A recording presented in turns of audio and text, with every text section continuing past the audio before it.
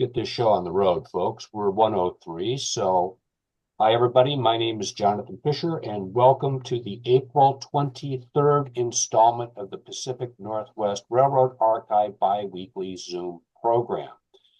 We've got just a couple of news items coming up. For those that are interested in Cascade Rail Foundation, April 5th and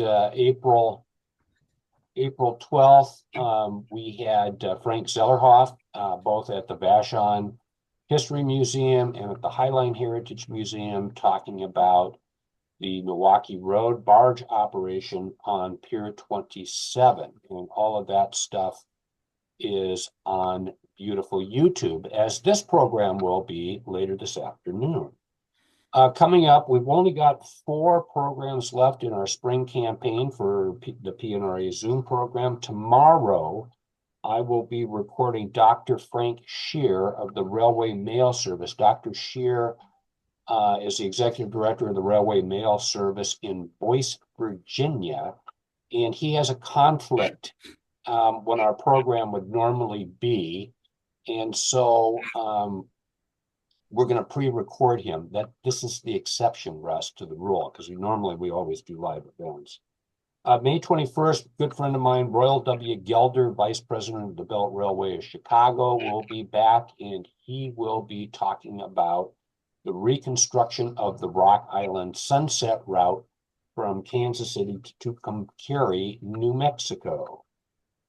June 4th, Robert W. Scott, my dear friend, the chief, will be with us. Robert is very involved in the rail camera network around the Pacific Northwest. He was originally involved with the camera in Chehalis, and now is also helping out with the camera in Centennial, which is East Olympia, and the one in Ritzville. So he'll be giving us an update on where this armchair rail fanning world is going to. Russ, you don't have to go anywhere anymore. You can just sit in your living room and watch these trains bombing away.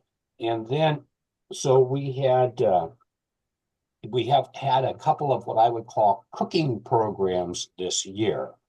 On March 26th, our dear friend Craig Thorpe was here, and Craig talked about how a blank piece of canvas evolves into a painting, kind of like a Bob Ross thing.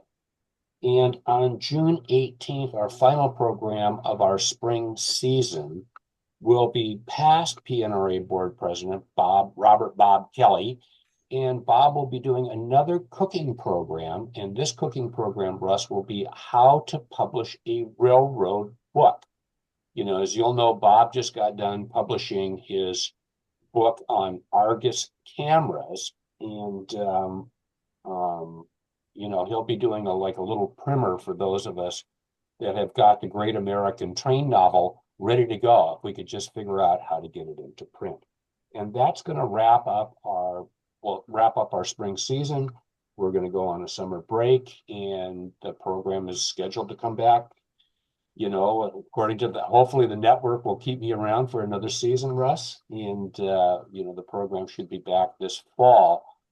And I've already got a page and a half of possible candidates for this fall, all kinds of good stuff. So with that in mind, I'm going to unpin myself and mute myself, which most people usually let out a Pyrrhic cheer for that. And I'm going to turn it over to Russell Holter so that we can talk about Give Big. And while I'm muted, I'm going to find Joan and pin Joan so that I can have my 2 speakers in front of me. So there you go, Russ.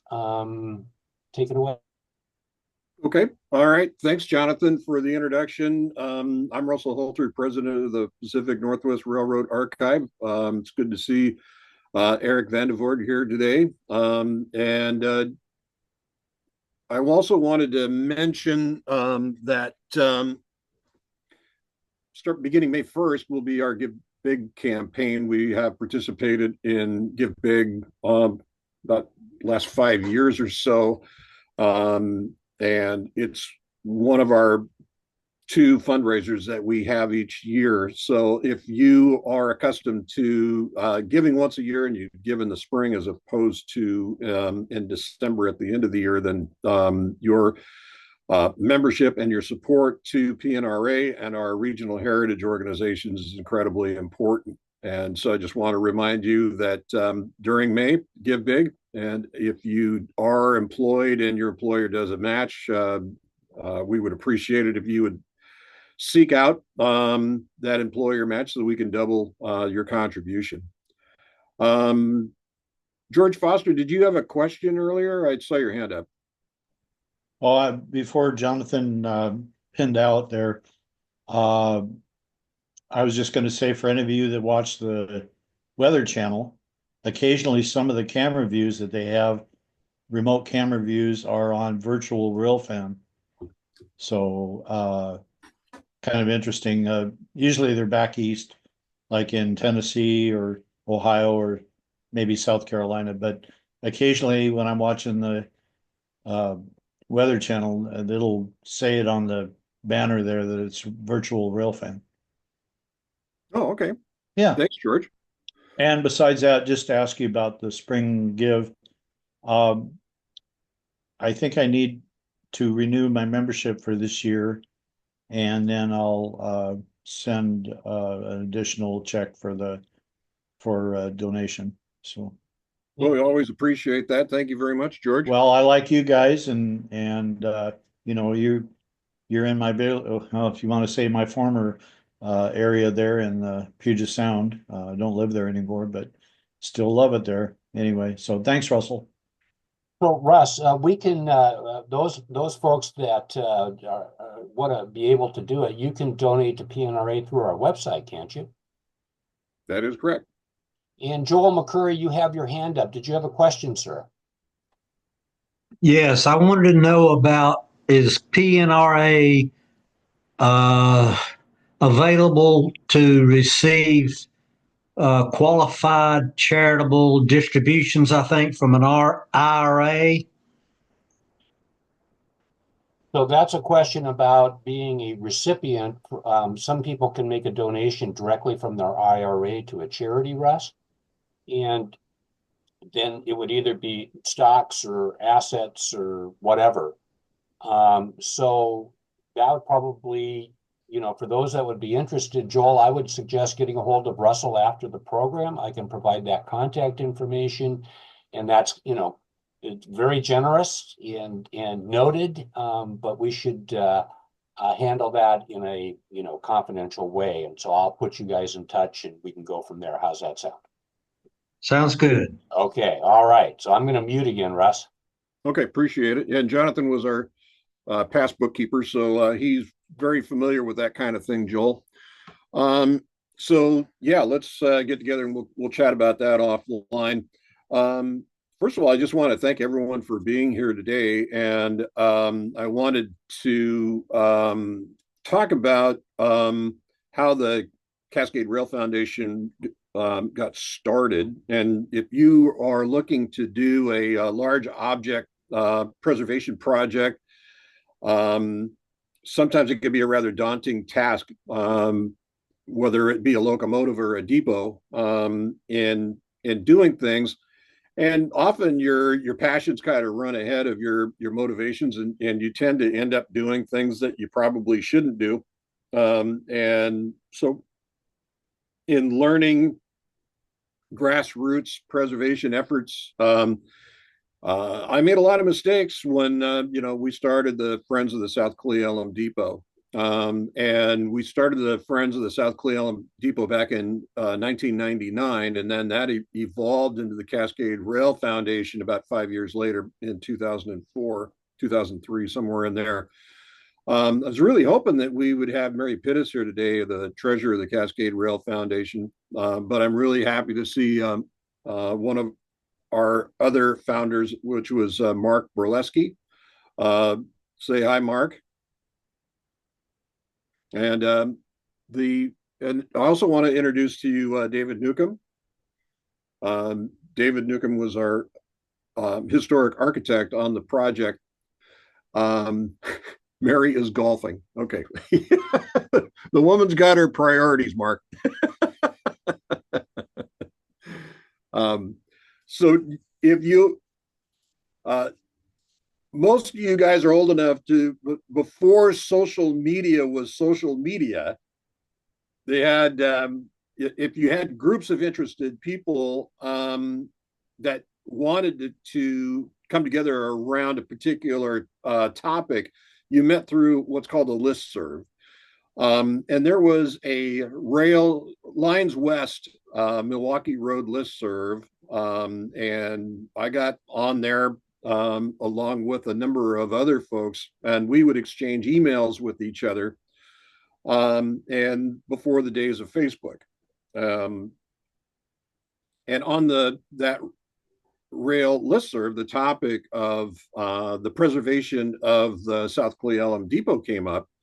And it was probably David Newcomb that brought it up in the first place and said, hey, I don't know if you guys are aware of this, but, we've got this gem out in Cle Elum. And quite frankly, I don't think it's going to last one more snow load. The roof is absolutely and completely deteriorated. And somebody should contact Parks about that and see what they're going to do about it. So before we even had our first meeting, I was working, I had my consulting firm at that time was called Holter Historic Research.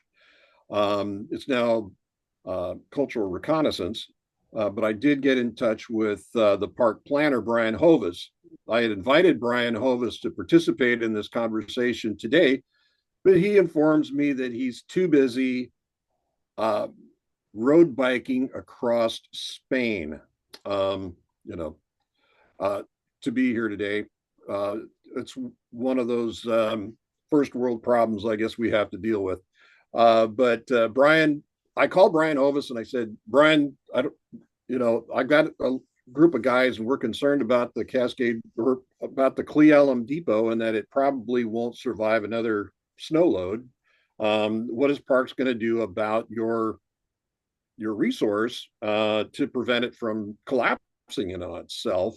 And he said, well, he goes, I said, is there some type of funding priority for this type of work? And he said, yeah. He said the Cle Elum Depot is on the list and it's currently at number 200 on the list of projects for Washington State Parks. And I'm thinking, oh, that's great. We're on the list.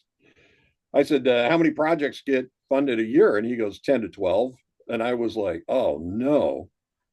And he goes, what we really need is we need somebody that's young enough and dumb enough to start a friends group so that we can elevate the needs of the resource before the Parks Commission so that we can bump that up to a higher priority so that we can get it into the magic number of, the top 10, top 12 per funding cycle.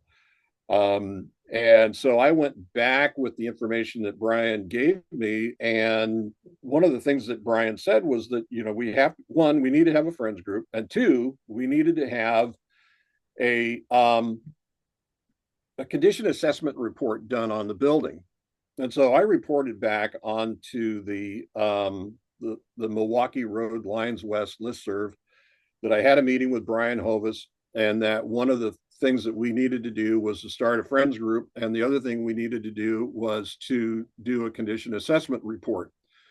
And immediately I got two responses. I got a response back from Donovan Gray, said, you're not going to be able to do this project without me.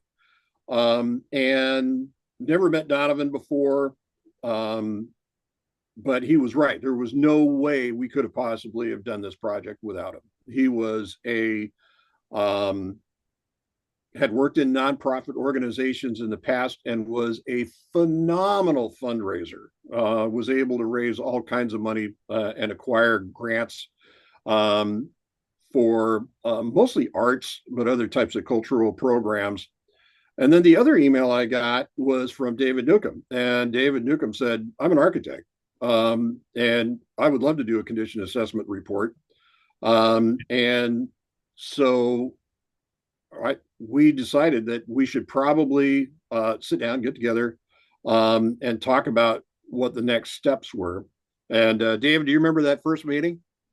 Yes, at Starbucks in the U district, I think. And University Village, yeah. uh, we took it from there, and yeah, we got things rolling. It was State Parks who gave us or gave me an example of what they would like to see, and I improved that very much. And of course, the rest is history. But hi, Mary, how you doing? Oh, there's Mary. Yep, she's another charter member. Okay, hello. You got your round of golf in? 9 holes, anyway. Okay, all right, yeah. Yeah, not bad. You can pick up the other 9 after a little bit later. Yeah, well, that's nap time.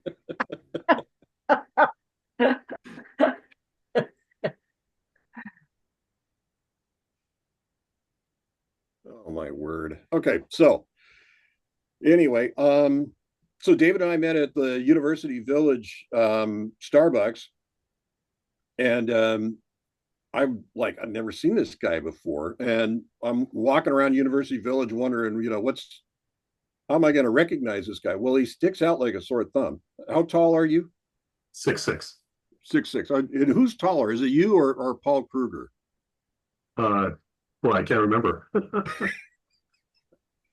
Haven't seen Paul in a while. Yeah, they call Paul tall Paul. So yeah, and so ran into David, and he said, "Hey, look," he goes, "You got a big mouth. Why don't you run the organization and I'll do the work?" And I went, "Gee, thanks, David." And we went from there, and we decided that we would try to find someone that was local who could help us out. And Brian Hovis had told us about Doug and Mary Pittis that ran the bed and breakfast, the Iron Horse Inn B&B at that time. And I made a cold call after our meeting with Starbucks.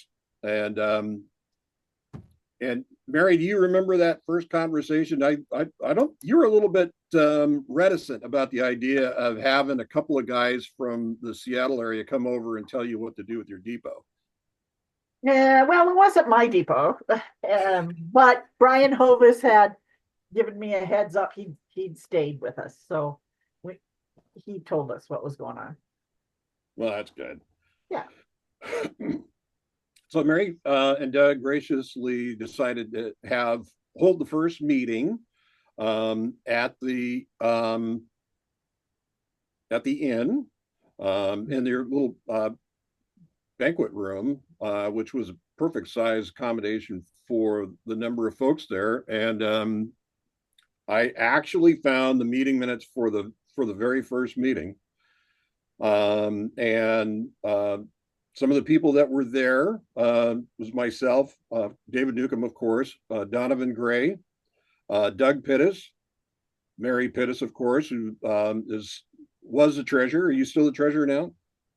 Just switching with Jonathan. Just switching up now. So here's and Mark Borleski was there, and here's a name from your past, Ray Horton. Yep. He was Another our guy. legal. Yes.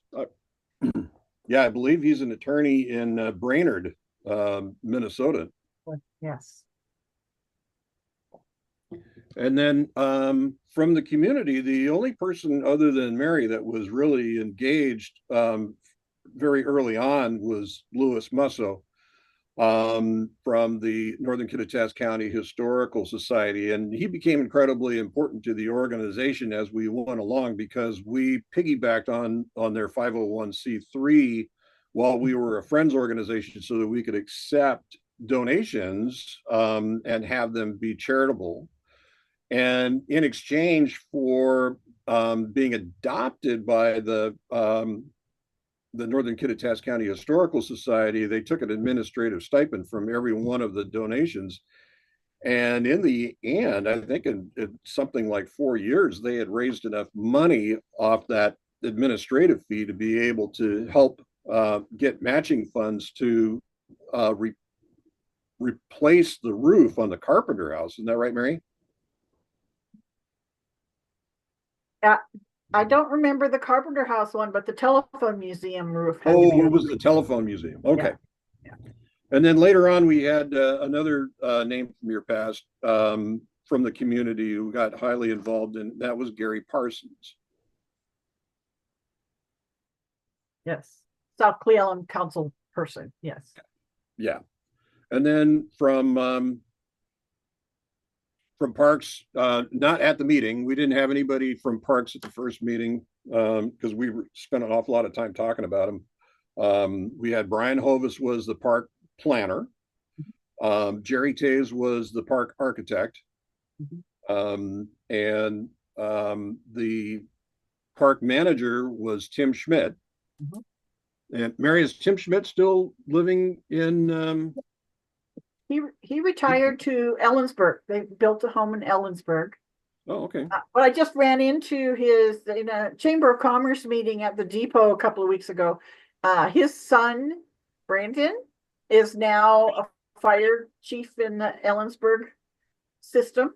And he said hello and explained who he was. And I said, oh yeah, you look like Tim. So he has this adult son now. What goes around comes around. Yeah, I know. It's kind of scary when you say that because a lot of these kids, you knew them when they were just little rugrats. And then you go, you can't be a fire chief. And then you go, oh yeah, that was 26 years ago. Yeah, I guess That's right. Yeah. Time flies. Mary, you remember our ranger? Arnold? We had two. We had Colleen McKee. Colleen, yes. And we had Arnold Hampton. Right. Yeah. So that was basically the whole group. Mark, did I leave anybody out? Mary, did I leave anybody out? Did you mention Doug? Did you mention Doug Bowe, a resident of Cleveland that was formerly a Milwaukee Road operator? No, I didn't mention Doug Bowe. And what then what was the date of that first meeting? You have the minutes. September of 1999. Okay, and we bought the bed and breakfast in March, so we were pretty new at the whole the whole area. Yeah, I didn't know you had just bought it. Yeah, we signed the papers on St. Patrick's Day, 1999. And then who was Jana's dad over at Northern Kittitas County Tribune? Jack Stoner. Jack Stoner, yeah. Yes. He was very much part of the early days as very helpful member. Yeah. Yes. And one of the first things that we decided to do was that we needed to do something not only to secure the roof because the roof had holes everywhere. David and I, David did most of the crawling around underneath the building and up into the attic, which was kind of an interesting thought considering his size and how little space there was. You found how many different places where the kids tried to burn that building down? Well, there was at least one area that had a large fire, and I have to plug Mark. Mark was down there underneath the depot helping as well. So, but yeah, there was one fire that was fortunately extinguished early and didn't spread past the roof ceiling. So, just to follow up with what Dave said. The depot actually had the windows were all boarded up. All the doors and windows were boarded up. And there had been a fire in what's now the restaurant area toward the front door where there was a hole straight up through the roof. And that hole had brought in the water. There'd been a substantial water leak. And the floor, it was a wood floor. And so in between, so you've got this darkness, you've got this wet, and you've got this wooden floor that's starting to decay, and there are literally mushrooms growing in between the wood floorboards. And that is now tiled over, linoleumed over, and that's food grade area as far as an area where people eat right now, but it was really deteriorated at the time. And we're very fortunate that we were able to get to it when we did. So, the first year I remember as the hay tarp year Yeah. for the roof. Yep. Trying to put the giant hay tarp that we acquired from Ellensburg, and trying to put that on the roof as the wind kicked up. Yeah, I do remember that.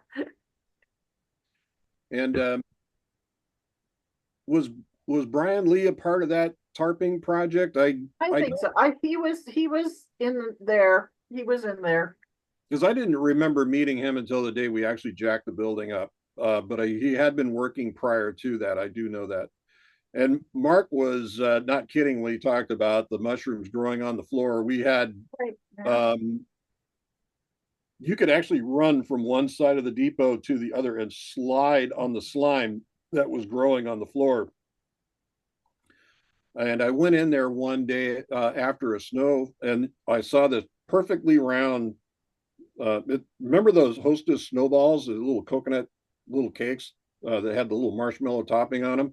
These were all over the floor, and I was like, what are these? And then I reached over there and I poked it, and I realized it was snow that had dripped down through the ceiling and had made these little perfectly round frozen balls on the floor. It was that's how bad a shape that the depot was when David started his condition assessment report. And but I think the important part is, and I invited Greg Griffith to join us, and I'm afraid that he wasn't able to join because he was a preservation planner. I was hoping somebody could sit in for Brian Hovis, because he really was an important part of this project, and Brian was the coach. I mean, the entire time that we were out there, he said, "You've got to do this. This has got to get done. We got to sign this paperwork.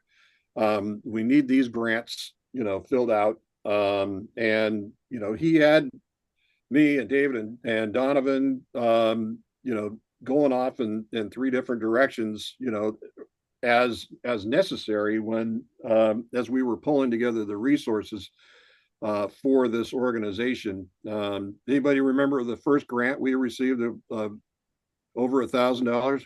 Mary?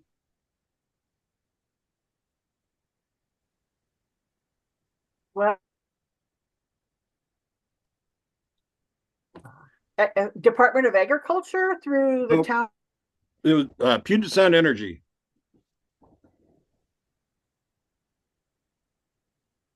Uh-oh. You remember that? Can you hear me? I don't know. I had this.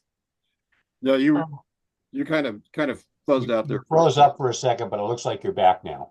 Okay, so the first big one I remember is the Department of Agriculture, but we had to do it through the town of South Cle Elum. There were others, but that's the first one I remember that was kind of complicated. But we made it's really important, and I tell this to people when I talk to them about when they're starting nonprofit organizations, that it's really important that to beat your own drum, because no one's going to do it for you. And so we at every opportunity we tried to get the word out that we were doing stuff. When we were doing announcements, we didn't want to have pictures of a sad and forlorn depot. We always wanted to have pictures of people doing stuff, to show people that there was activity taking place out here. And that first work party was kind of fun, because we had Tim Schmidt gave us Arnold Hampton. I believe that it was that cleanup day that we first met Arnold, and he came over with the Parks dump truck and a credit card, and we were like, woohoo! And I think in that first Saturday we had taken 7 loads to the dump. I mean, it was nuts. Between the time in which the Milwaukee Road had left from Cle Elum and the time that we took over in 1999, there was a 19-year interval, and it had been a junkyard, and it was full of the depot and inside and out and all over the grounds was completely covered in car parts. And I'm 7 truckloads we filled that day.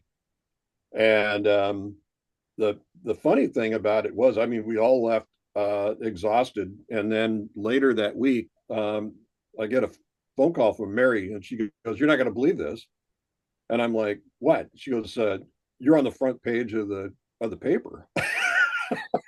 Oh yeah. For the cleanup. It was big news in the town of South Cle Elum and the city of Cle Elum. I was like, the front page? How did we make the front page? So that was a lot of fun. So David, why don't so in cleaning up the place, we kind of made room for you to be able to go in and do your condition assessment report. Why don't you talk about that for a minute? Sure. That was, I think I remember most was somebody brought like a 10 by 20 tarp, and we got up on the roof, and we went, the whole roof was gone. So we found the worst area, and we put the tarp over that one spot. And I think we have a photograph in the archives of everyone standing there with the small little postage stamp right on this huge, depot roof. But basically the condition assessment report started right away. I think it was the winter of 1999, and Doug Bowe was there helping. He helped me get the plywood off the inside of the windows, because Parks put the plywood on the inside. So we pried it off each window. And in one case, there was the nails, the 16-penny nails pulled off the window casing, and lo and behold, there was a photograph of a World War I soldier standing in front of the depot, and we saved that photograph. And it was one of the most unique things about the working at the depot is that little photograph of this man who was photographed at the depot. His photograph was put back in the depot in the front of a window where he stood, and nobody would have found it unless we had pulled off that plywood and that piece of casing came with it. So it was a very unique occurrence, and it told us that this is the family put this photograph there because that's the last place they saw it. That was pretty significant. So I always think about that soldier and his family there, who is, of course, we couldn't find out who he was, because how are you going to find that? So that was pretty significant. And the whole process of getting the condition assessment report was it's like the old saying, many hands are gold, and we had lots of hands helping, and you name it, they were there. But I have to share a photograph that I was taken of me at the depot when it was jacked up from the old foundation, which, Russ, I almost killed you when I pulled off part of the foundation and you were standing under it. But it was pretty amazing event just to see the depot jacked up, ready for the new foundation. And you can see the hay tarp on top here, just coming over the eaves. And during this time, I was talking to my structural engineer friend and telling him about the depot. And he said, "Well, you're going to need a permit set for that new foundation."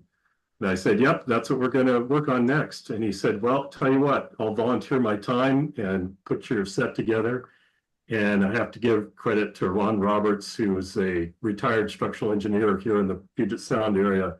He volunteered out of the blue. And it was one of those occurrences that just told me that this project's going to go somewhere. So hats off to Ron. And then, of course, the process of, getting the grants and the whole bit was just an amazing process.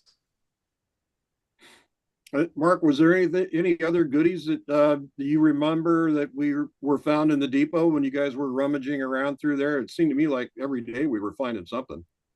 Well, one thing that I thought was kind of interesting is the way the Milwaukee Road, well, the way the depot plans were when it was a passenger depot and had a restaurant in it, versus the way it finished up. And one thing about the Milwaukee Road did a lot of ad hoc stuff that I thought was kind of interesting. And they ran a wall to extend the train order office, which is a little bit different than it is now. But the wall came out to a window. And so the wall has a 45-degree turn to meet a wall to avoid a window. And I just thought that that temporary interior wall was, that's what do you call that? The Resourceful. resourceful railroading. And uh, there were just some interesting things. I'd say that couple artifacts from the depot that really remained were the built-in desk for the train order office, which had like a round, I guess, where you'd put your belly up to with your chair. That desk remained in place with the with the drawers, and that was basically command central for the train order office and the depot operation. Um, the part of a horseshoe counter for the service was there, including a big bin, a couple of pull-out bins that kind of pivoted. And I assume those were for commodities like flour and sugar, where a restaurant would go through that kind of stuff in quantity. And in the freight room, we're very fortunate to have a little bit of um, there's some notes, rates for what's known as LCL, less than carload lots or express shipments. And it's like a handwritten rate sheet that was glued to the wall, and it lists names of places. And there are local communities, and one of the places is Laconia.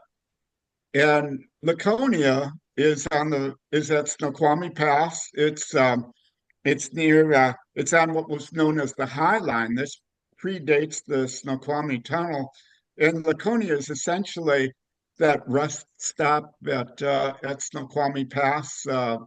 It's called Traveler's Rest, I believe. And so this is a real interesting artifact from uh, I I'm not sure on Snoqualmie tunnels. I'll have to look it up, but I think around 1911 or 1915 or something like that, predates the electrification. So those were kind of fun little things that turned up. Well, thanks, Mark. I think the important takeaway from getting the Cascade Rail Foundation, to get its evolution from the Friends Group was the fact that the condition assessment report was completed in the first place. It really was a test by Parks to see whether or not we were willing to put our money in our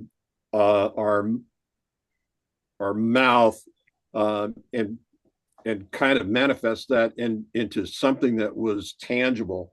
And that condition assessment report was used over and over again to be able to say, yes, we have the resources and the will to be able to do things for the sake of the preservation of this building. And it really helped to catch the attention of people at Parks like Jerry Taves, and convince the park commissioners that we were up for a challenge and that we were willing to do the preservation project the right way. Because once we had all the condition assessment report does is it says, this is what the depot is now, and this is it inventories every door, every window, and its condition. And it was pretty easy for David to do that because almost every door and every window was destroyed for the most part. There was hardly any glass whatsoever still unbroken on that building at that time. And then, we used some of that USDA money to be able to jack the building up.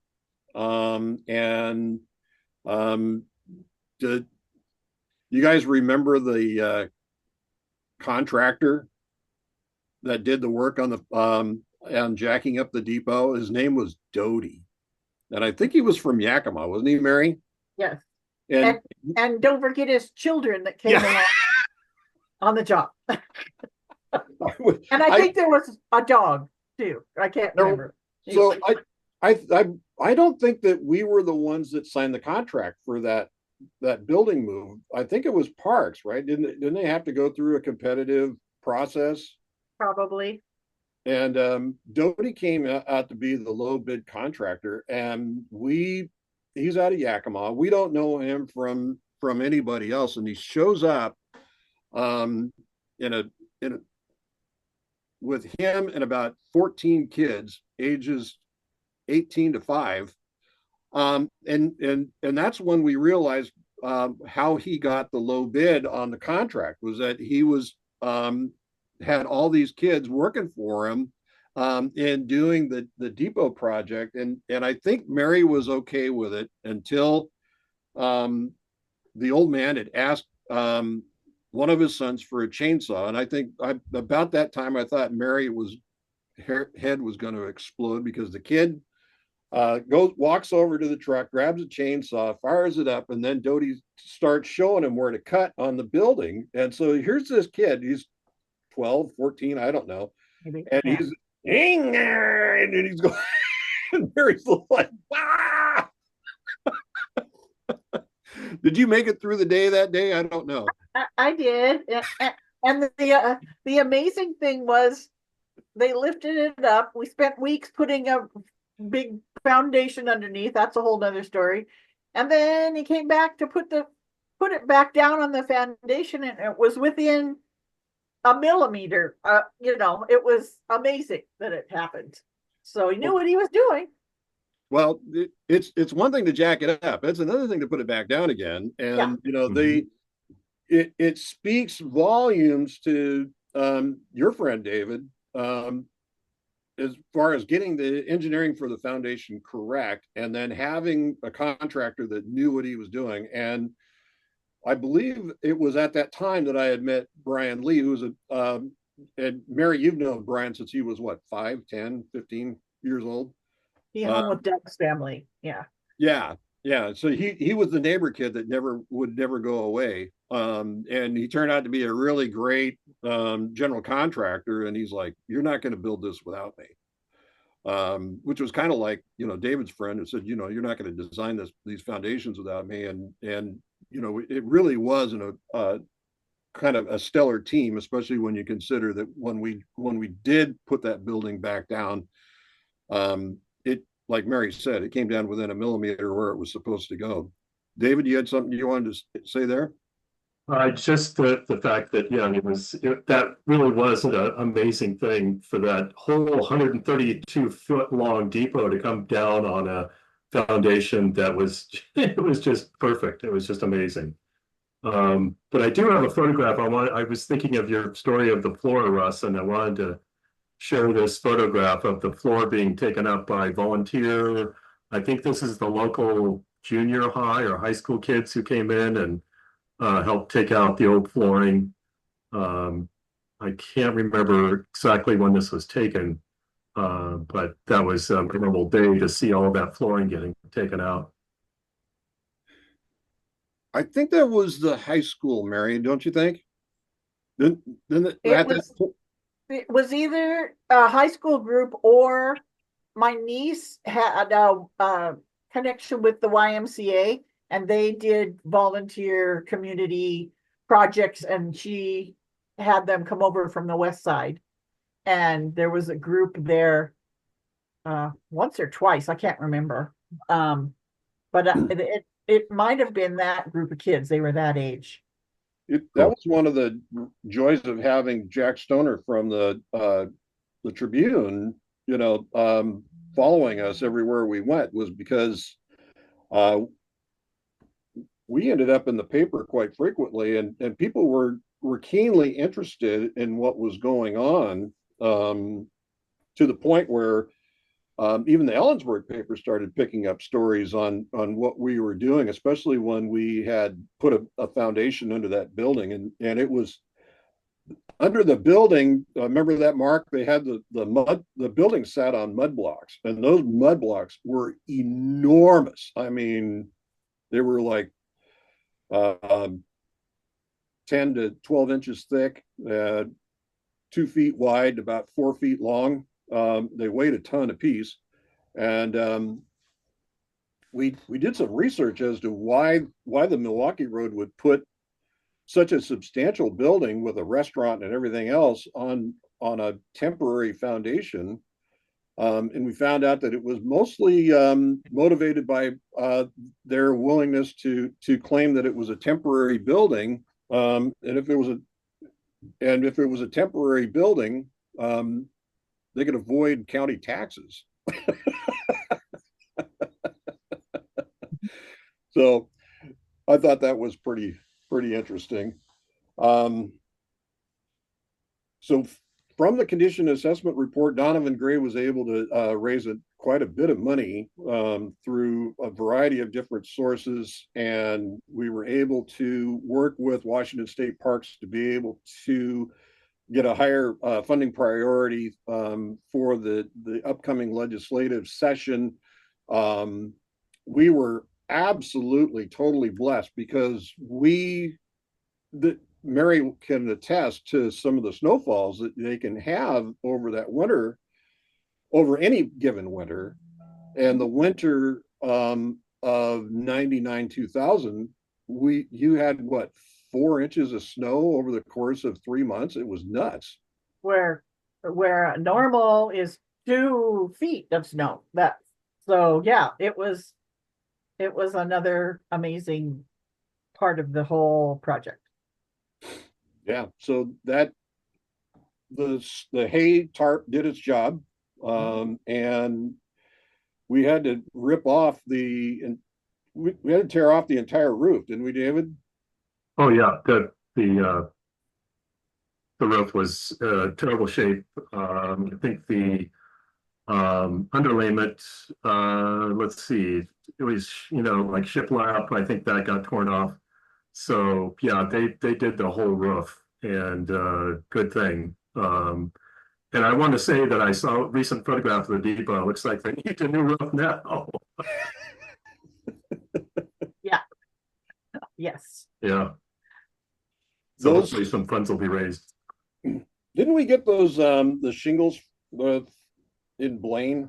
Those are grade A fire rated shingles to put on there. Yeah, north of Bellingham, Deming. There was a big sawmill up there. Yeah. Yeah. Good luck finding those suckers now. They are expensive. Yes. Yep. And they curl up. So we may have to go away from the historically correct. Mm. Well, they do have fire treated and synthetic products that look pretty good too. So yeah, well, yes, we do need another roof out, in the not too distant future on the depot. So after we did the condition assessment report, we did the foundation, got Doty out of there and his 12 kids, and then did the roof. Didn't we do a historic structures report after that, David?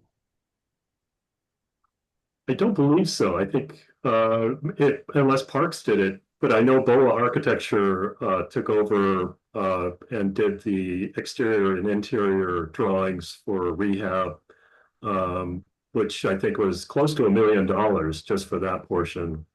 And of course, Cochrane Electric, we got to give kudos to Cochrane. Amazing, just amazing. And thanks, Mary, for your connection to Cochrane. That was just amazing, really was.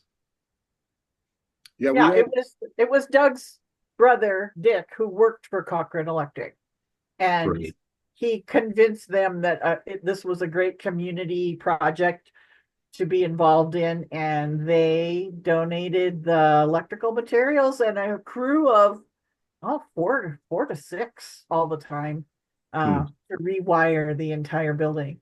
Oh, it was incredible. They did such an amazing job, you know. Yeah, it's Conduit. a pro level job all throughout. And then we also had Marty Glass. He was a general contractor too, right? For the foundation, Marty was a family friend, Doug's family friend for a long time friend. And he worked for Mortensen, who did the parking lots at the airport, cement work, big project cement work. And Marty convinced them that it was a great community project, and they sent a crew to teach us volunteers how to rewire and set rebar and all that. Set rebar. Yeah, no, we tied a lot of rebar. Yeah. So once we had the depot down, we had to do the historic structures report before we could do any of the interior construction. Let's see, what did we do after that, David? When we started in there, we basically started from the museum section and worked our way towards the restaurant, right? Right. Yeah, there was quite a bit of, the whole interior had to be taken out as well. Here's a photograph of the waiting area and telegraphers area. You can just see it off to the left there. And things had just been painted, new flooring was put down, and the the hardwood flooring, when that got down, I was just totally amazed how good it looked, and that we were able to do that kind of flooring. Where I know that Milwaukee probably couldn't afford that grade of hardwood, but it was really nice to see. And then I think I've got another photograph of the cafeteria. So let's see if I can share.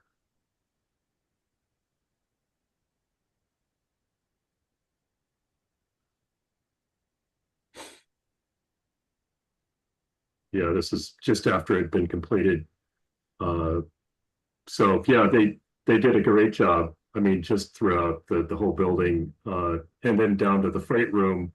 Of course, they built the new sliding door on the south side because the weather got to it, and that was a huge door on tracks. Did a beautiful job restoring or recreating that based on the existing one. So yeah, fantastic. And of course, I think later on that the decks got built, and then let's see, there was the exterior landscaping or pathways that were created.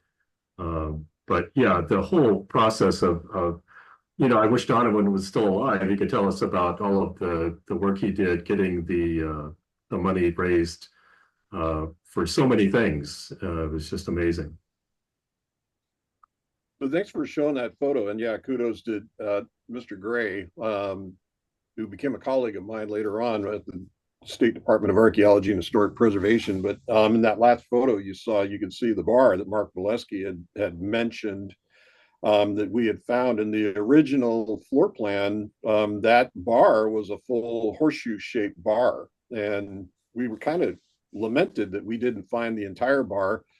But then, the thought occurred to me, we're shifting our priorities from being, single service type cafeteria to families. So why don't we just put the bar, create a soda fountain type bar in there, and that'll create more floor space for seating, for tables for 4, tables for 2, and we actually increase the capacity that way in the dining room. It did. That was a great thing. So after we did the restoration, one of the other things we had to do, we hired Flo Lentz at Central Washington University to do the archaeological study. So right. Parks owns, is it is it a total of 7 acres out there, Mary? Or is it 13? I want to say a team, 13 maybe. Yeah. Yeah, I think it's 13 acres out there, and that includes not only the depot and the substation, but it also includes a major portion of the yard all the way out to where the roundhouse was located. And Flo Lentz and a group of anthropology students from Central Washington University did a field analysis of all of the objects that were still on the park's grounds. And after Flo had done the report, she came up to me and she goes, "I want to thank you for saving the Ellensburg Depot." And I went, I didn't save the Ellensburg Depot. And she goes, "Oh yeah, you did." And I said, "How did I save the Ellensburg Depot?" She said, "Every time that there would be a front page article on the paper, we would take it down to the Ellensburg city council meeting, and we would hold it up and we would say, 'God damn it, these people in Cle Elum are getting stuff done. How come we're not doing anything in Ellensburg?'"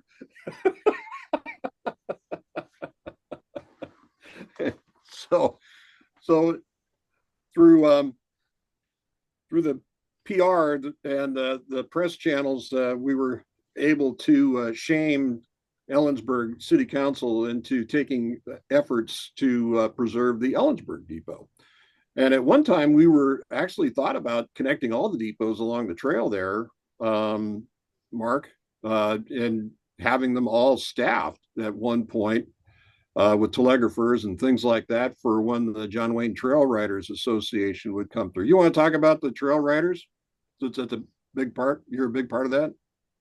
Well, the John Wayne Pioneer Wagons and Riders, they got their start in the 1980s, shortly after the Milwaukee Road abandonment, and they're an equestrian group: horse riders, horses, mules, including wagon teams, and they actually persuaded the state legislature, the Washington state legislature, to purchase the Milwaukee Road right-of-way from the bankruptcy trustees of the Milwaukee Road. And at that time, some pieces were already sold off. Unfortunately, a key piece of Rock Lake's right-of-way was sold off in Eastern Washington. But for the most part, the right-of-way was purchased by the state, and it was the Washington State Parks pretty much had control of the right-of-way from Cedar Falls near North Bend, just outside of the Seattle watershed, all the way to the Columbia River at Beverly or Beverly Junction. And then Department of Natural Resources had control of most of the right-of-way east of the Columbia River.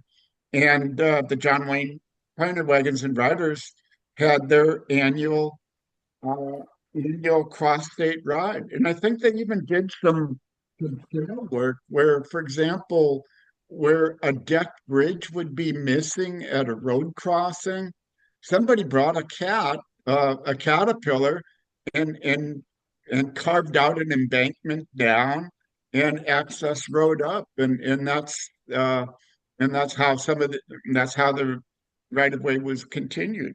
And since then, the trail, which was then known as the John Wayne Pioneer Trail, it's gone through some transitions. It was known as Iron Horse State Park, Milwaukee Corridor, John Wayne Pioneer Trail, and now it's got the unifying name of the Palouse to Cascades State Park Trail, which extends from Cedar Falls all the way to the Idaho state line. And the trails received a lot of support, especially in the Snoqualmie Pass area down to Cle Elum. It didn't receive a lot of love in Eastern Washington, where there was a bit of opposition to the trail. Local farmers opposed that. And so in 1995, in 19, let's see, no, let's see, 2015, efforts were made to shut down the trail, and uh, that's a whole long story in itself. But I call it the law of unintended consequences.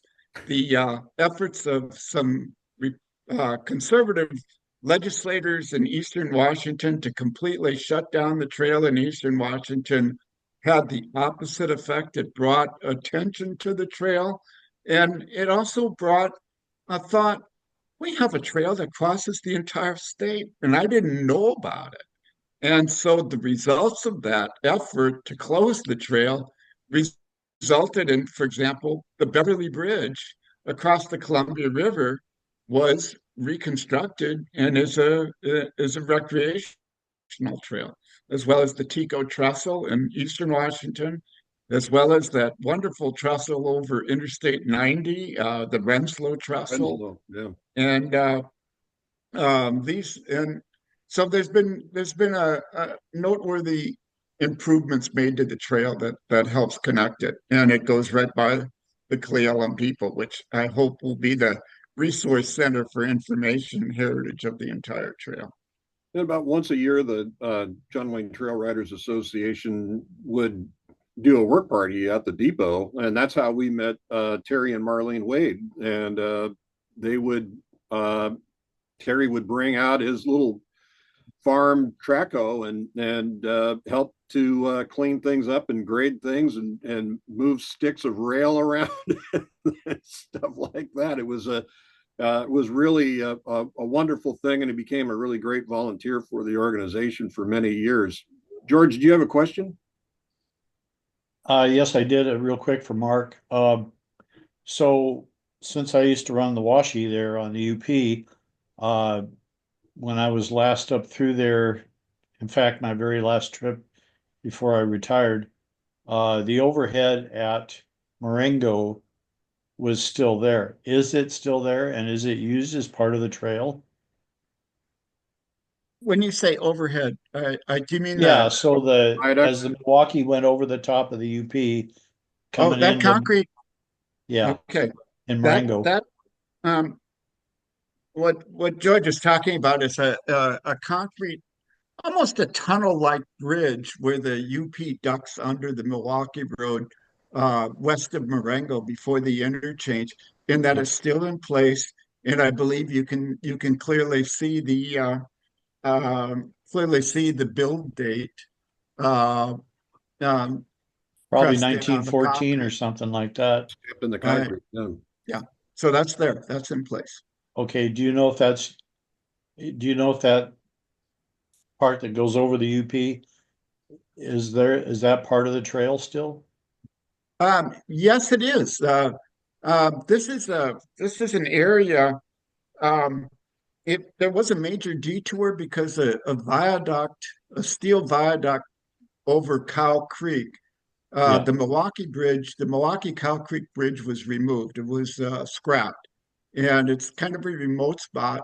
So between Ralston and Marengo, uh, uh, a number of groups, including the Palouse Cascades Trail Coalition, arranged with a private rancher so that the trail and trail riders can detour off the railroad right of way and actually go down through the Cow Creek Valley, down on the lower side, and come back up and go to Marengo. So yes, in short, the answer, yes, that is part of the trail. Okay. So we've been Thank at you. it about an hour now. I got a question for David and Mark and Mary. If you had to do it all over again, would you do it again, David? Oh, most certainly. I mean, it was, labor of love. Milwaukee was such a unique railroad, using electricity to get their equipment freight over the passes. It was just an amazing feat. All the work and extra work, I should say, in all of the buildings, like the substations, the bridges, was just incredible. I mean, it was beautiful workmanship and design. Just incredible, very unique railroad. I'll just leave it there. I would do it again, and yes. Mary, what do you think?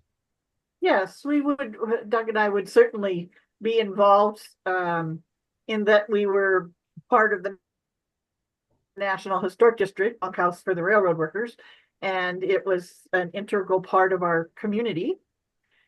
So of course I would do it again. Plus my dad, who was a freight agent for the Milwaukee Railroad, he'd passed away by then, but kind of in his name, certainly carry on the Milwaukee road history. I miss Doug's dad. Oh, Doug's dad? Yeah, he lived with us the first 2 years. Yes, yeah. That he was a World War II fighter pilot, right?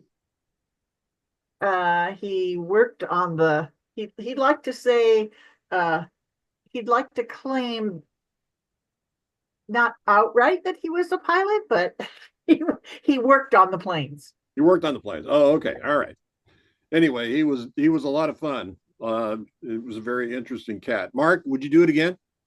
Oh, yes. Actually, my role as far as the depot is concerned, I wasn't really very much of a hammer and nails guy, but I did a lot of research and I sought out a lot of information. And one thing that the short answer is yes, I do it again. That the research that I did, the one thing that's amazing is the more you dig at a subject, you'll find photographs that suddenly turn up. If the word's out that something's going on, and you find, the photographs that we've got are just incredible, and all sorts of different collections, and that was just really a blessing to get that, as well as the oral histories that went along with that.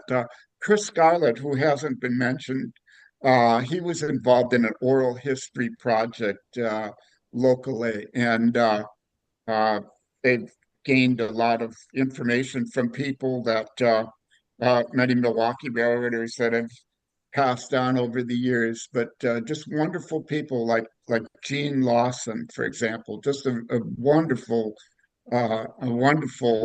source of information, and other Milwaukee railroaders who the Catalanich brothers. Am I pronouncing that right, Mary? Catalanich? Katalnish, yeah. George. Right. A family that was very much involved in the Milwaukee Road out of South Cleelum. So yeah, it's been a very fulfilling project, and it's led to many other things there.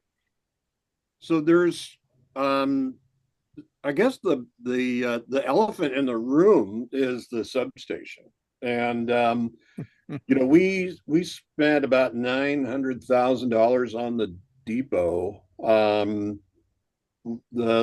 I don't recall what the last estimate was to do restoration work on the substation, but it eclipsed that by a mile. Mary? Yeah, Love and Good and company did the critical assessment. Is there any rebar in the brick, and how much is there? That kind of thing, and made a laundry list of things that have to be done to make it safe for the public to use it. Well, Herrera and Associates, probably, I don't know, 10 years ago, 15 It was years ago. 2008. Yeah. 2008, yeah, Yeah, long time. something like that. Yeah. We've got a copy of it Yes. in the office.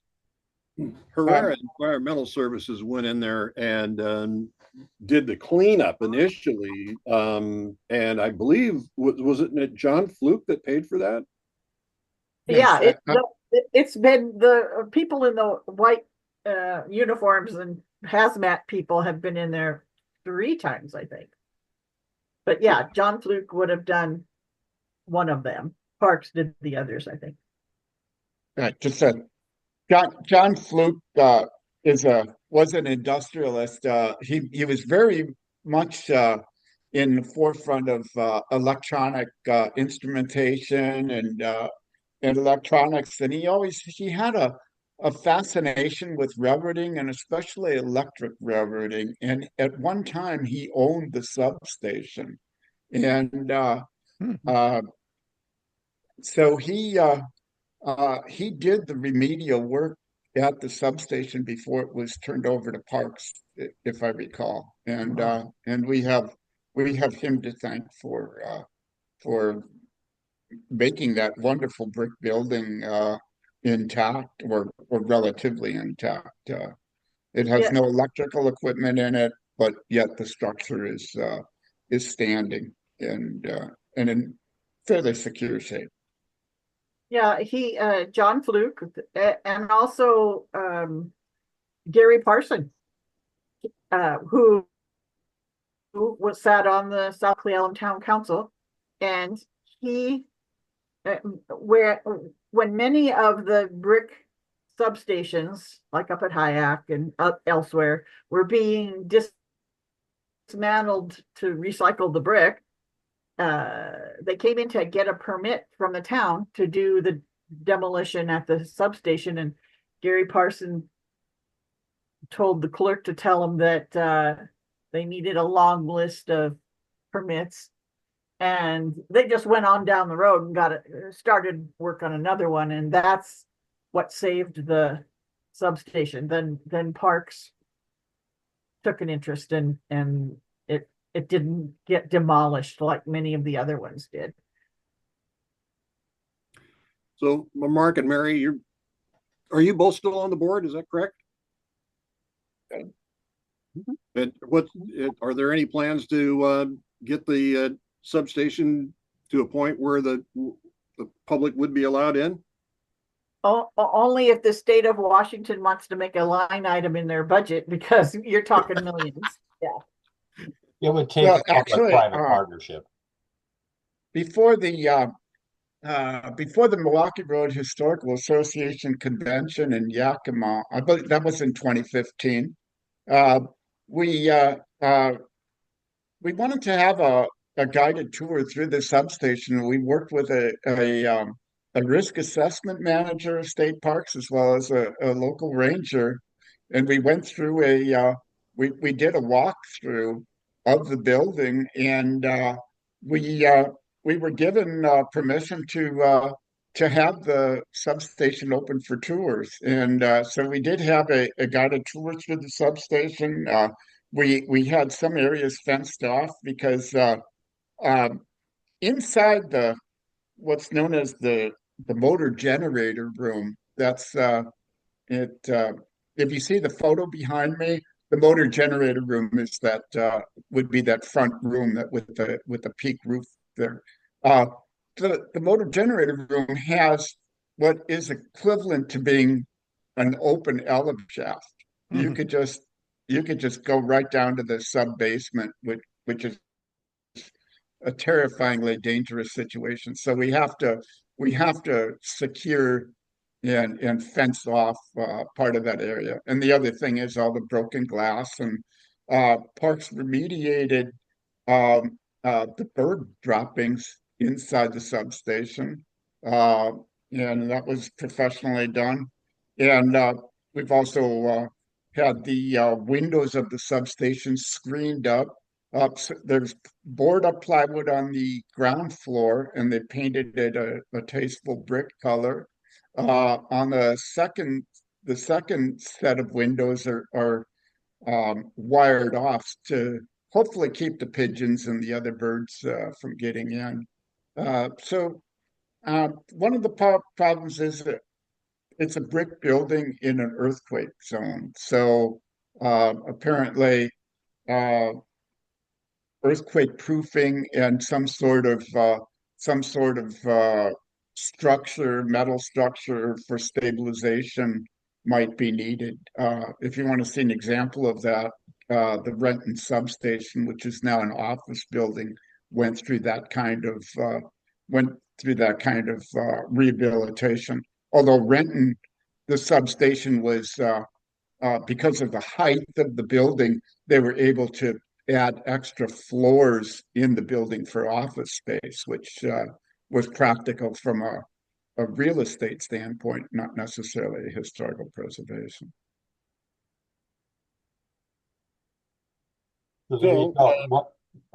I'm just going to squeeze in just for a second, Russ, just to Go ask ahead. Mark, can you remind us about the upcoming John Wayne Trail Riders visiting Clay Elum, and then let us know quickly some of the projects that you're working on the trail? Okay. Well, the John Wayne Pioneer Wagons and Riders, their premier event is called the Cross State Ride. Uh, it doesn't go across the entire trail because right now Snoqualmie Pass is the snow melt is uh, always a X factor. So they start at Easton and they continue toward the Idaho state line. The trail ride will, and excuse me, I'm bringing out my calendar. I believe it's the The, Friday before Memorial Day this year. right, right. Okay, so oh, right. So on May 22nd, they'll be uh, at Easton for the start of the ride. They will overnight in the rail yard at or outside of the rail yard at South Cle Elum, and that's Friday the 23rd. And then they continue. For example, they go about 20 miles a day, which is a good pace for horses. It's an easy pace for bicyclists or uh, and so Cle Elum, Thorpe, uh, Kittitas, Renslow for Memorial Day, and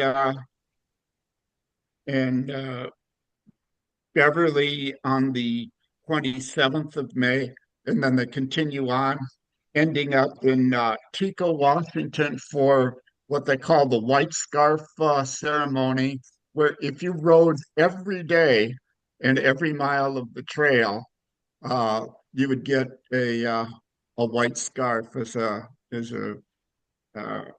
Memento. as a badge of courage or certificate of completion, Certificate of Insanity. and that is uh, June 8th in Tico, Sunday, June 8th. So it really it's about a 3 week trip, and it's really an event wherever the riders appear. There's a lot of local groups that come out and help provide potlucks or fundraising dinners and entertainment, and it's quite an amazing thing to see this eastbound wagon train going across the state on the Milwaukee Road right of way. It's just an Uh, armada of campers and trailers and all that stuff. George, go ahead. I was just going to say to Mark, maybe arrange to have the some of the riders on top of the tunnel there at Marengo as one of our trains goes under. That'd be that'd be probably difficult to arrange it. Probably more difficult with the railroad than it would be with the riders. Well, I don't quite have that, but one of my favorite videos is at Marengo.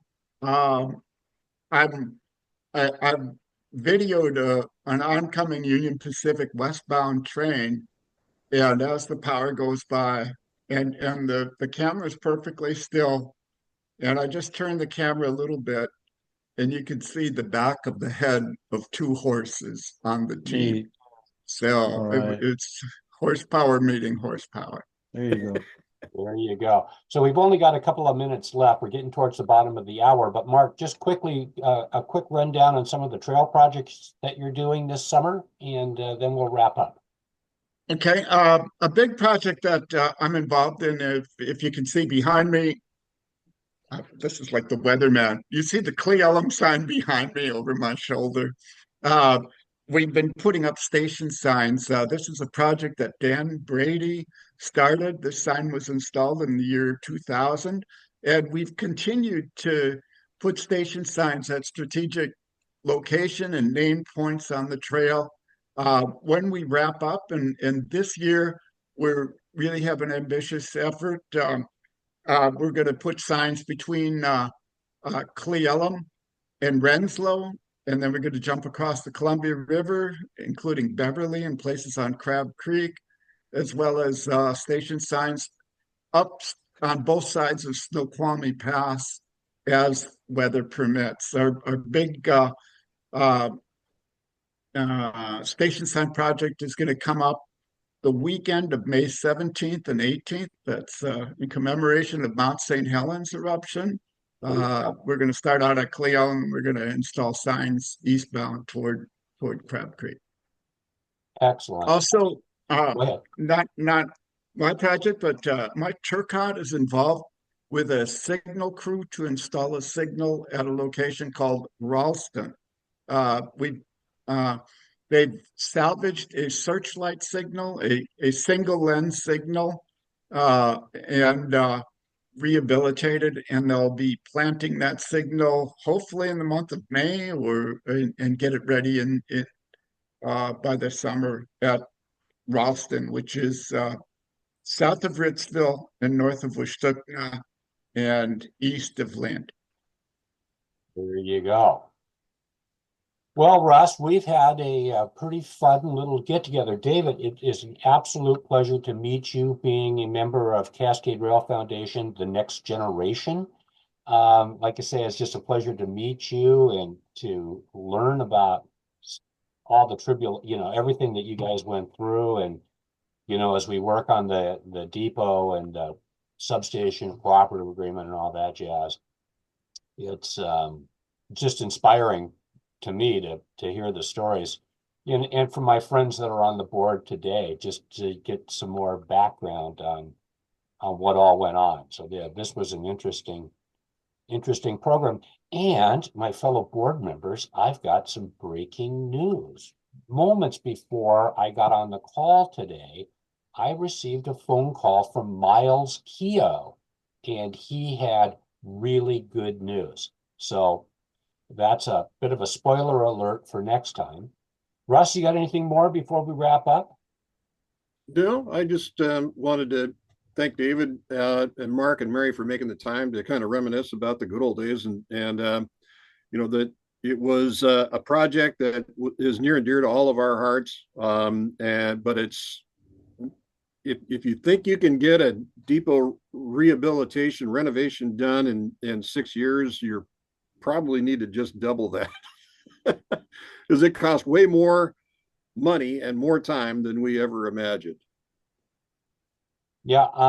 So normally these programs do go on YouTube later in the afternoon. And actually, Russ, it's kind of interesting that the previous week on April 9th, we had George Lee. And George Lee was talking about this very same topic in the preservation of the Cheney Depot, former Northern Pacific Cheney Depot. So, I mean, it's just our depot time. So a special thanks again to David, Mary, and Mark. Mary, how did you shoot today? When I do 9, it's the same as if I had done 18. There you go. Okay. Double the strokes. Yeah, it's more recreation than anything else. Jonathan, you bring up a really good point. If it hadn't been for Cle Elum, Cheney wouldn't exist. And the same with Ellensburg, nor with Kittitas, nor Kittitas, nor Morton. Right.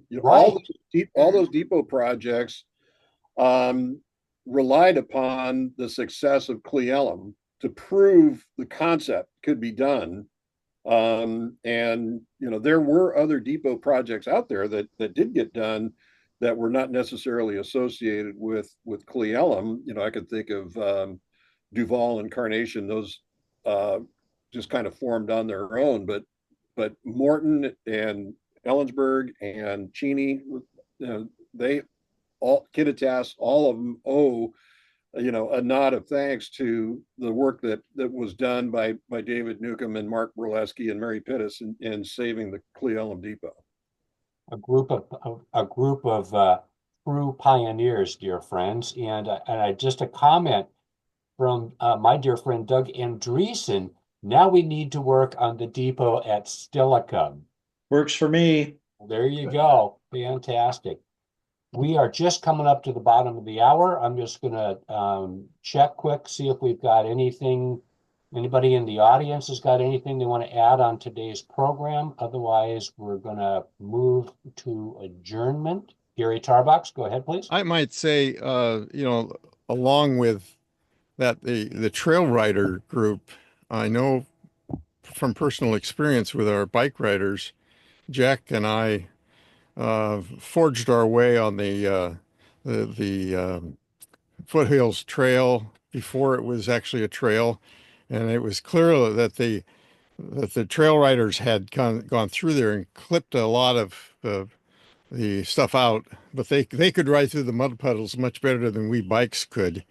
And then there's also the whole Centennial Trail north of whatever that one road is, 92nd or something, when they went on down to Edgecombe. We went through that before it was a trail, and the trail riders had obviously been through there. So it just. Well, and just to follow up on that, Russ, talk about pioneering, just like our trail, the Palouse to Cascades Trail, is one of the most popular in the state. The state then went on to implement that. Isn't there now another trail in the Willapa Hills that was patterned off of a right-of-way, just like our project was? So. And that actual railroad was never actually built. A lot of that was not built. Just a right-of-way. It was a right of way, and it was a logging spurs or logging roads, but it didn't connect. It was the old Columbia and Grays Harbor Railroad, a railroad authorized by the Great Northern. Interesting. And we have complete maps of that at the archive, by the way. Archive, of course. And Russ, I will just reemphasize for our audience that this is the Give Big season, and of course, everybody that you see on camera, including your host and moderator, is a volunteer for the Pacific Northwest Railroad Archive. And your support goes to preserving and presenting the collections that have been made. And of course, when we talk about pioneers, one of these days we'll have to sit down with pioneer Gary Tarbox and talk about how archives get started. So hats off to Gary and Russ and Mary and Mark and Joan. No, David. I know. I'm sorry. So May 7th, Dr. Frank Shear will be talking about RPO cars going to Wallace, Idaho on the Union Pacific. So should be an interesting program. And Doug just says, let's hear it for Gary Tarbox. And of course, Gary, we wouldn't be here if it weren't for you. So and Mark, yes, there is an assessment. Oh, there is an assessment document on the substation. Okay, good deal. David, like I say, it was a pleasure to meet you, sir. And at this point, I'm going to say to everybody, it's absolutely glorious day here in West Seattle. The sun is shining, the birds are singing. It's probably the warmest day since the last ice age. So I'm going to go out and march the dog around and look forward to seeing everybody in 2 weeks at our next program. So that is it for today's program. Your host and moderator, Jonathan Fisher, saying bye for now. So